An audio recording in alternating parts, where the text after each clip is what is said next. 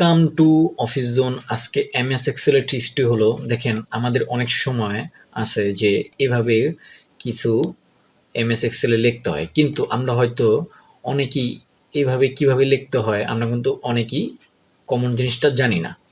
আমরা বারবার কিভাবে ট্রাই করি, ফার্স্টে ওয়ান দিই, তারপর এস, তারপর টি, তাই না?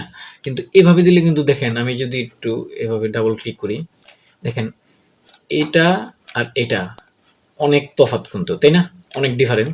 কিন্তু আপনি এই জিনিসটা কিভাবে করবেন, জাস্ট একটি ছোট ট্রিক্সের মাধ্যমে আমি আজকে আপনাদের দেখাবো।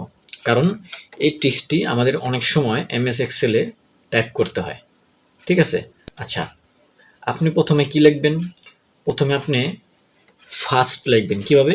প্রথমে ওয়ান দিবেন, তারপর এস, তারপর টি দেওয়ার পর, ঠিক আছে, আপনি দেওয়ার পর জাস্ট এটা ক্লিক করবেন।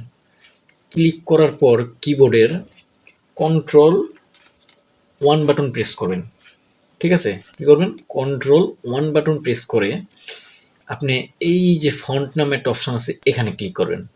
এখানে ক্লিক করার পর দেখেন এখানে তিনটা চেকবক্স আছে, তাই না?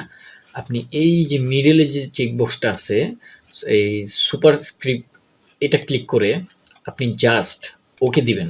দেখেন আমার কিন্তু এই জিনিসটা হয়ে গেছে।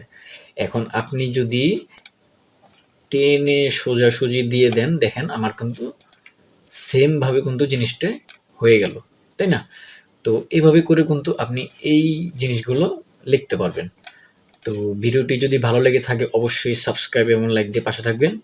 ভিডিও আজ এ পর্যন্তই। সবাই ভালো থাকবেন। আল্লাহ হাফেজ।